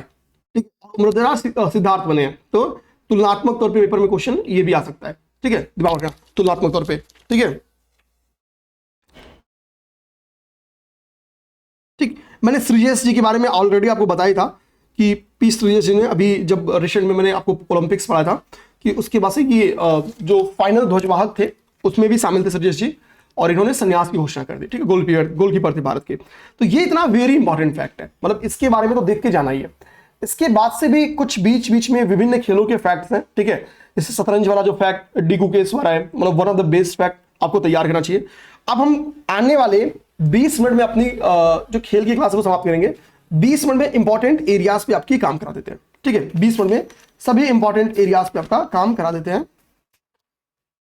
ठीक है, अच्छा, ऐसे हम लोग क्या करते हैं, पेज नंबर आप जाइए 222, पेज नंबर 222, यहां तक तो हमने पढ़ दिया है। ठीक है, अब नीचे से ऊपर ही चलते हैं, क्या ऊपर से नीचे है। ठीक है, यहां तक आपके लिए कोई अभी बहुत दिमाग नहीं लगाना है, जिसको आपको मन करेगा। चलिए आइए ऊपर से आते हैं, यहां से यहाँ पेज नंबर 212 से 22। ठीक है, 212 से जाइए। ठीक है, T20 वर्ल्ड कप भाई सबने देखा था, कोई ऐसा नहीं होगा जो नहीं देखा होगा। इंपॉर्टेंट फैक्ट्स इसमें सबको पता है। ठीक है भाई, अमेरिका और वेस्ट इंडीज की मेजबानी में इसको आयोजित किया गया था। ठीक है, ये 9वां संस्करण था, ये भी दिमाग रखना है। भारत ने 2 टाइम जीता, 2 बार जीत लिया। 2007 के बाद से भारत अभी जीती है। तो भारत ने यह मुकाबला अपने नाम किया, और दूसरी बार पुरुष T20 वर्ल्ड कप को भारत ने अपने नाम किया। मुकाबले को जो हम लोग भूल चुके होंगे, 7 रन से हमने मुकाबले को जीता। ठीक है, दक्षिण अफ्रीका और हम फाइनल में भिड़े थे, 7 रन से हमने जीता। ठीक है, जसप्रीत बुमराह अपने बॉलिंग्स की वजह से क्या है, टूर्नामेंट के सर्वश्रेष्ठ खिलाड़ी बने, प्लेयर ऑफ द टूर्नामेंट बने थे। ठीक है, प्लेयर ऑफ द टूर्नामेंट बने थे। ठीक है, POT, प्लेयर ऑफ टूर्नामेंट। ठीक है, अच्छा, यहां पे इंपॉर्टेंट बात पैट कमिंस के बारे में लिखा गया है कि पैट कमिंस क्या है, PAT Cummins T20 world cup के इतिहास में लगातार 2 मैच में हैट्रिक लेने वाले पहले गेंदबाज बने। ये इंपॉर्टेंट फैक्ट है, मैक्सिमम 99% लोगों को भूल चुका होगा। ठीक है, 99% लोगों को। ठीक है, फाइनल मैच कहां पे हुआ, किसी को याद बताओ, फाइनल मैच कहां पे हुआ, किसी को याद बताओ। ठीक है, स्क्रीन देख के ही बता दो, लेकिन बता दो। ठीक है, फाइनल मैच कहां पे हुआ, किस ग्राउंड पे हुआ। ठीक ना। भारत ने कितना बना था 176, 7 रन से भारत जीती है, तो सिंपल सी बात है माइनस कर लेना, ठीक ना। रोहित के बारे में बता रहा है कि सबसे उम्रदराज कप्तान बने, 37 वर्ष 60 दिन की अवस्था में T20 कप का खिताब जीतने वाले सबसे उम्रदराज कप्तान बने, और यहीं से उन्होंने रिटायरमेंट भी ले लिया। ठीक, ये इसके बारे में सारे फैक्ट्स हमने ऑलरेडी हम लोग जानते थे, कोई ऐसा नहीं होगा जो नहीं जाना होगा। ठीक है, टेस्ट चैंपियन, टेस्ट आईसीसी विश्व टेस्ट चैंपियनशिप, भाई हम पहुंच नहीं पाए, हमने बुरी तरीके से मैचेस हराता रहा। दक्षिण अफ्रीका को हमने हराया, और बहुत खुशी की बात हमारे लिए क्या थी कि टेम्बा बाबूमा, ठीक है, ये अवार्ड जीत गए। ठीक है, जॉन बनेगा डॉन। ठीक है, तो दक्षिण अफ्रीका ने ऑस्ट्रेलिया को हराया, और बहुत अच्छी बात थी, ठीक है, कि इस बार का कप मतलब बहुत, मतलब मैं खुद भी चाहता था भाई अगर भारत चूक गया तो दक्षिण अफ्रीका जीत जाए। ठीक है, और शायद हर एक भारतीय चाहता था, अच्छी बात है हम सब चाहें और ऐसा हुआ। ठीक है, ये हम लोग जानते थे। आईपीएल के बारे में बहुत सी चीज आप लोग जानते हो। ठीक है, आईपीएल के बारे में बस दिमाग में रखना है कि जीता किसने, तो भाई आरसीबी ने, आरसीबी का पहला टाइटल था। ठीक है, और अभी रिसेंट में कौन सा ये संस्करण था, तो 18वीं आरसीबी की जर्सी, कौन नंबर क्या है, विराट की 18वीं जर्सी नंबर है। ठीक है, तो विराट को यहाँ पे पहली बार चैंपियंस बनी, कौन पहली बार चैंपियन बना, आरसीबी। ठीक है, तो कुछ भी हो सकता है, आ सकता है क्वेश्चन, आप इस चीज के लिए निश्चिंत रहो। ठीक है, अब हम लोग इसके बारे में, खेल के बारे में उतना देखो पूछता नहीं है, बाइलिंगुअल श्रृंखला तो एक भी नहीं आएगा पेपर में। ठीक है, WPL बस दिमाग में रख जाओ कि किसने जीता, तो मुंबई इंडियंस ने जीता, 99.9999% क्वेश्चन नहीं आएगा। ठीक है, आईसीसी कुछ नहीं आएगा, निश्चिंत रहो। ठीक है, याद करना है तो भले से कर जाओ कि मेजबानी, हाँ इसमें आप मेजबानी किसने किया, मेजबानी मलेशिया ने किया, बहुत कुछ इसमें याद करना है, तो बस एक बार इसकी रीडिंग कर जाओ। ये भी 99% नहीं आएगा, ठीक है, नहीं आएगा, बट रीडिंग कर जाओ। दूसरी बात ऐसा था कि भारत ने अंडर 19 वर्ल्ड कप जीता है, अंडर 19 वर्ल्ड कप महिलाओं की टीम ने, महिला वुमेन्स टीम की बात कर रहा हूं मैं। आईसीसी चैंपियंस ट्रॉफी भाई अभी हमने रिसेंट में जीता है। एक एक भारतीय को फैक्ट पता होगा कि भाई भारत और यूएई की मेजबानी में, भाई हमने बोला कि भाई हम पाकिस्तान में नहीं खेलेंगे, हम यूएई में खेलेंगे। 8 टीमों ने पार्टिसिपेट किया, और इसमें न्यूजीलैंड उपविजेता था, भारत ने न्यूजीलैंड को रौंद के क्या किया, ये थर्ड टाइम ऐसा था हमने अपने नाम चैंपियंस ट्रॉफी कर लिया, थर्ड टाइम ऐसा था हमने अपने नाम चैंपियंस ट्रॉफी कर लिया। ठीक है, अब इसमें चैंपियंस ट्रॉफी में कुछ फैक्ट्स जो वो देख लेना कि सर्वाधिक छक्के किसने लगाया, तो अजामतुल्ला उमरजे ने लगाया, क्योंकि नॉर्मली लोग नहीं मानेंगे। ठीक है, कि अजामतुल्ला उमरजे ने लिखा सब। ठीक है, सबसे बड़ी जीत दक्षिण अफ्रीका ने दर्ज की थी, सर्वाधिक कैच विराट ने पकड़ा। एक बार रीडिंग, इसको रीडिंग मैक्सिमम इसमें क्वेश्चन बन जाएगा, तो सर्वाधिक छक्के चूंकि उमरजेई का नाम है इसलिए चांसेस है कि उमरजेई का नाम पेपर में आ जाए। और सर्वाधिक रन किसने बनाया, तो रचिंद्र रविंद्र ने। ये दो फैक्ट्स दिमाग में रख जाओ, और इसके अलावा बहुत दिमाग में नहीं रखना है। 99.99% यहां से भी क्वेश्चन आएगा, मैक्सिमम पूछेगा तो यहां से पूछेगा कि भाई भारत ने इसके पहले कब कब चैंपियंस ट्रॉफी जीता था, तो 2002 में। ठीक है, गांगुली आई थिंक कप्तान थे। 2013 में इस समय कप्तान कौन रहा था, तो MS धोनी। और 2025 आपके रोहित शर्मा। ठीक है, 2002, 13 और 25। ठीक है ना।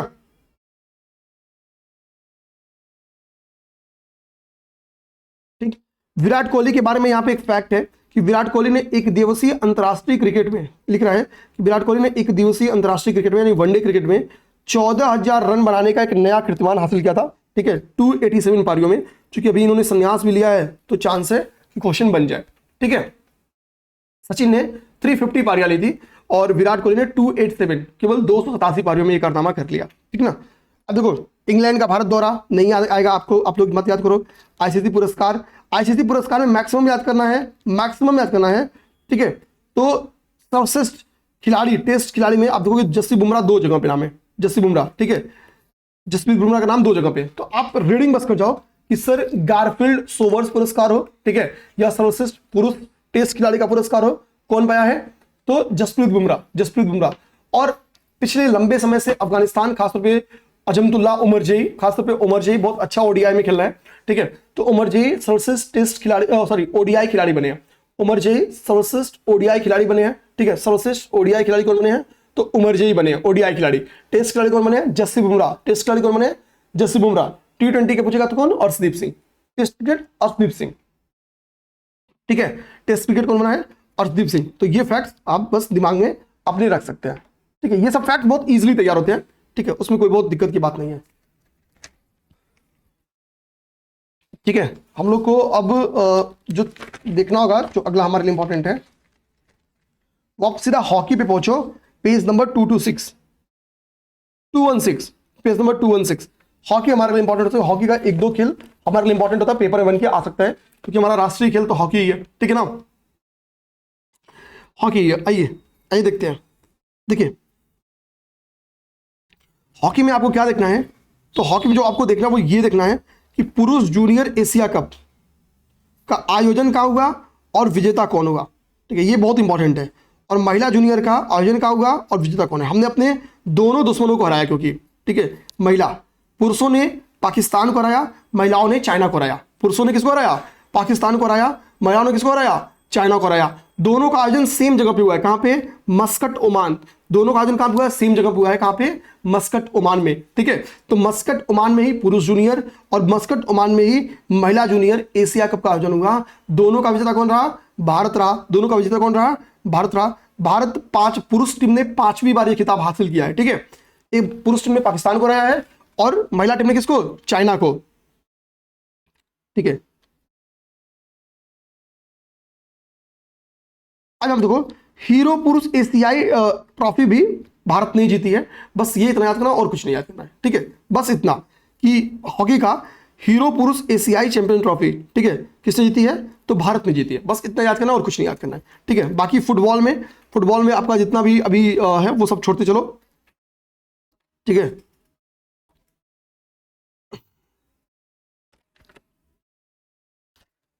फुटबॉल आप लोग छोड़ दो। फुटबॉल में क्योंकि अभी उतना कुछ इंपॉर्टेंट है नहीं। ठीक है, फुटबॉल में जो आयोजन है ना, फुटबॉल में जो आयोजन है वही आपके लिए बहुत बेहद इंपॉर्टेंट है। ठीक है, जो इसका आयोजन था वही बेहद इंपॉर्टेंट है। ठीक है, आपको उसको देख लेना रहेगा। बाकी किसी को लगे कुछ इंपॉर्टेंट है तो वो अपने रिस्क पे उसको तैयार कर सकता है, कोई दिक्कत नहीं है। बैडमिंटन के देखो फैक्ट में, बहुत पहले क्या ना, एक बार सुधीर रमन कप के ऊपर क्वेश्चन बन के आया हुआ है। बहुत पहले सुधीर रमन कप के ऊपर क्वेश्चन बन के आया है। तो सुधीर रमन कप के बारे में हमको दिमाग में रखना है कि इसका आयोजन कहाँ हुआ, इसका आयोजन हुआ चाइना में। इसका आयोजन कहाँ हुआ, सुधीर रमन कप का आयोजन कहाँ हुआ, चाइना में। सुधीर रमन कप का आयोजन कहाँ हुआ, तो इसका आयोजन चाइना में हुआ। एक तुमको याद करना है, चीन में इसका आयोजन हुआ और चीन ही इसका विजेता, होम टाउन का विजेता कौन बना, चीन। ठीक है, होम कंट्री। ठीक है, तो चीन में ही सुधीर रमन कप का आयोजन था और चीन ही इसकी विजेता है। ये हमको दिमाग में अपने रखना है। ठीक,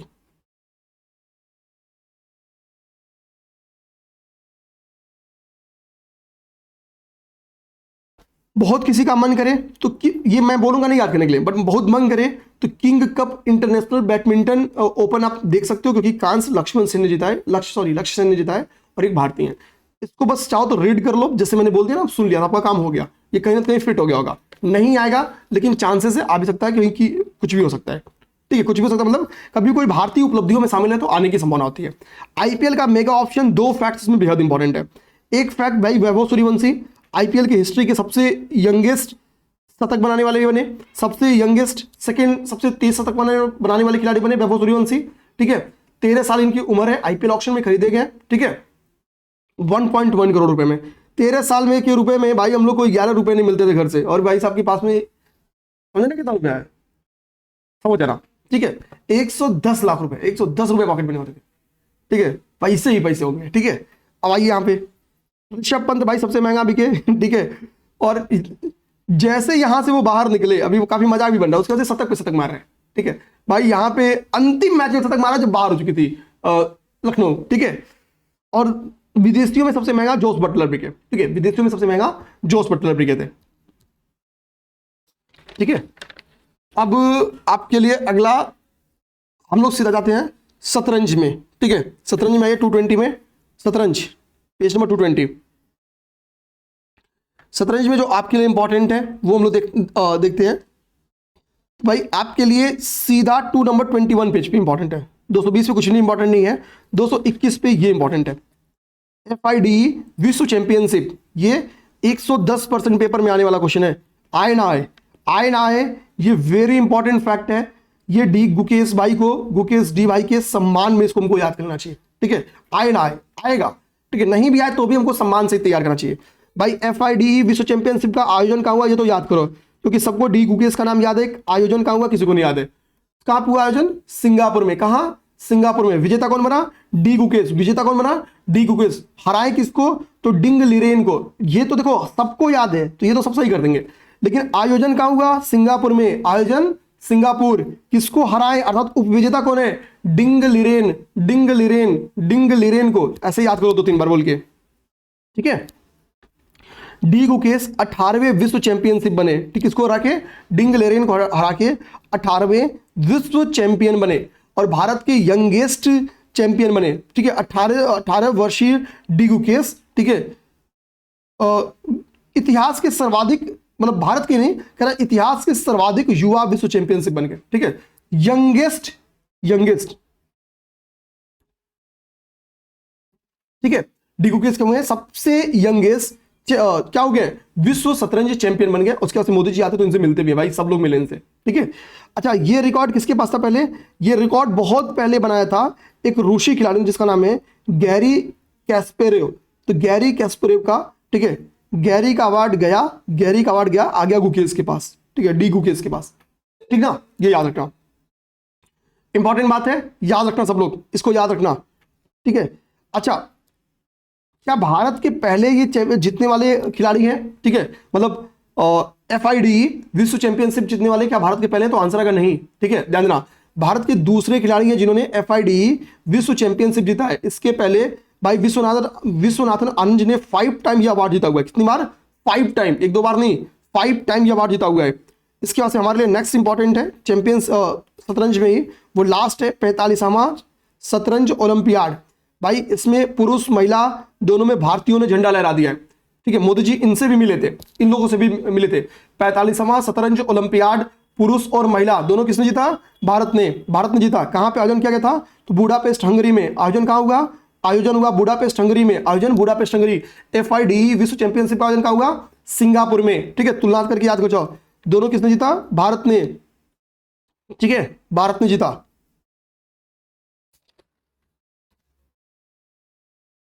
नेक्स्ट आइए,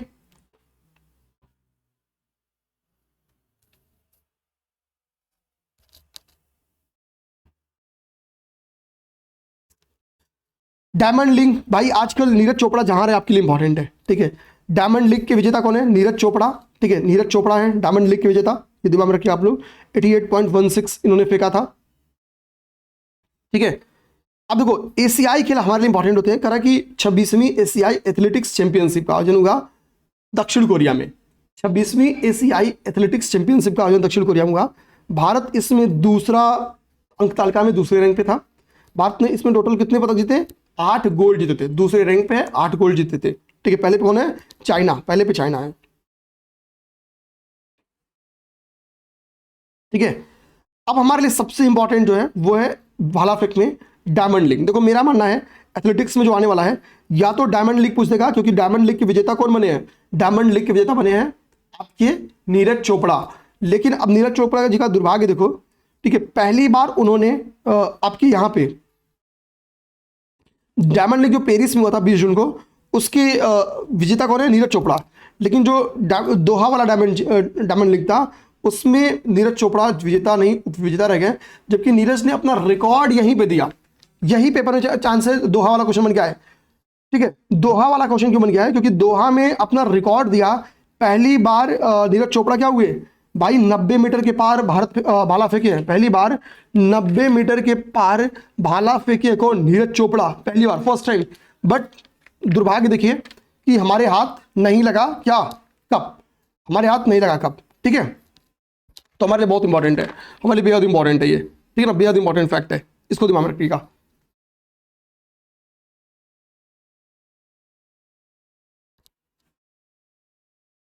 राइफल शूटिंग में जानना ऐसा सकता है ISSF राइफल या पिस्टल, ठीक है, म्यूनिक 2025 बेसिकली, ठीक है, यानी राइफल वर्ल्ड कप ऐसा कुछ करके दिमाग में रख लीजिए। ISSF इसमें भारत का 3rd रैंक है, भारत तीसरे स्थान पर स्थित है, ठीक है। बस ऐसे याद करना, भारत तीसरे स्थान पर स्थित है, और कुछ नहीं याद करना, ठीक है।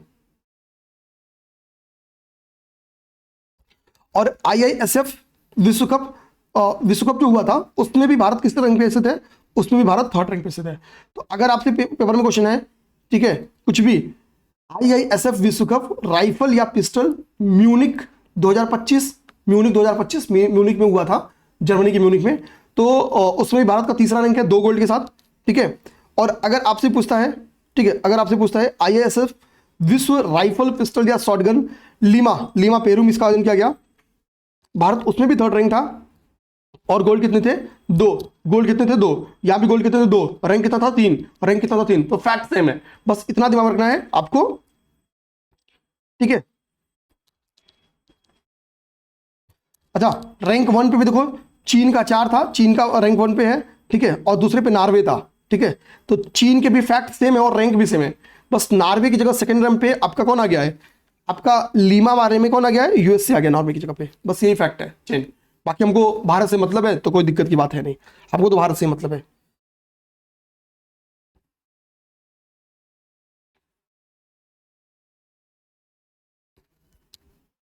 ठीक है ना।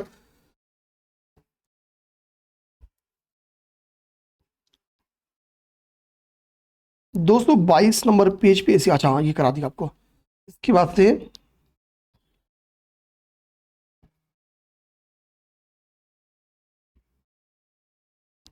बाकी आप छोड़ दो, कोई दिक्कत नहीं होगा, ठीक है, कोई दिक्कत नहीं होगा। किसी को कुछ अगर इसके बाद भी लगता नहीं सर हमको कुछ कुछ तैयार कर लेना चाहिए, ठीक है, तो कहीं भारत के अगर मान लो कोई फैक्ट ऐसा छूट गया हो जिसमें भारत विजेता या उपविजेता हो, अगर ऐसे कोई फैक्ट छूट गया हो तो वो आप तैयार कर देना, हालांकि कोई फैक्ट ऐसे छूटे नहीं है, ठीक है। नॉर्मली जो इंपॉर्टेंट था मैंने सबसे पहले उसको कराया है, ठीक है, आने वाले 20 मिनट बाकी फैक्ट्स को कराने की कोशिश किया है, ठीक है ना। ठीक, तो बस यहाँ पे क्लास को हम लोग ब्रेक करेंगे, यही क्लास को ब्रेक करेंगे, ठीक है, यही क्लास को ब्रेक कर देंगे। एक आप चाहो तो देखो यहाँ पे भारत फर्स्ट रैंक पे है तीरंदाजी में, तीरंदाजी एशिया कप में भारत फर्स्ट रैंक पे, गोल्ड 2 ही जीता है, ठीक है, गोल्ड 2 ही जीता है।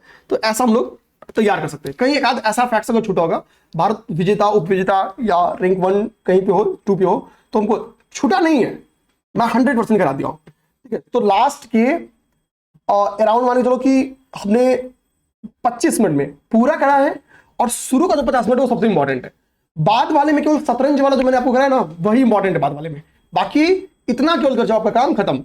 अब यूपी स्पेशल आपको बचा है, और उधर रमन सर का इकोनॉमिक्स बचा है, रमन सर अपना इकोनॉमिक्स कराएंगे। आई थिंक मैंने उनसे बोला भाई एक क्लास में खत्म करो, एक्चुअली देखो इस बार कंटेंट जाते हैं, हमारी मजबूरी है कि कंटेंट जाते 6-6 घंटे देने पड़ेंगे एक एक क्लास में बनाने में, ठीक है। उसके पहले हमको 18 घंटा 15 घंटा पढ़ना पड़ेगा, 8-8 घंटे 6-6 घंटे पढ़ते हैं, चीजों को आसान करते हैं, फिर आपके पास लेके आते हैं, ठीक है, ताकि बीच में फ्लो ना हमारा टूटे, ठीक। उम्मीद करेंगे चीजें आपको समझ में आई हो, खेल समझ में आया हो, और खेल का खेल हो गया हो तो कमेंट बॉक्स में लिखना कि खेल पढ़ के मजा आया, ठीक है, बहुत तबाही मचा देगा, ठीक है। तो यहां से खेल का क्वेश्चन आए, ठीक है, तो आपको खेलना होगा, सारा सही करना होगा। एक अब अंतिम और मेरी आपसे मुलाकात होने वाली है, वो है यूपी स्पेशल करंट अफेयर में, ठीक है, वो भी मैं आई थिंक मंगलवार या बुधवार में करा दूंगा, ठीक है। अब सब हो गया आपका, अब कहीं दिक्कत नहीं है, 5 पेज का यूपी स्पेशल है भाई, वो मेरे लिए दाहिने हाथ का खेल है, ठीक, एकदम निश्चिंत रहो, सारा एंड हो गया। बीच में मैंने 5 पेज मेरे से छूटा हुआ है, वो भी करा दूंगा, ठीक है, निश्चिंत रहो। मंगलवार को मैं आपको यूपी स्पेशल समाप्त करा दूंगा। जय हिंद।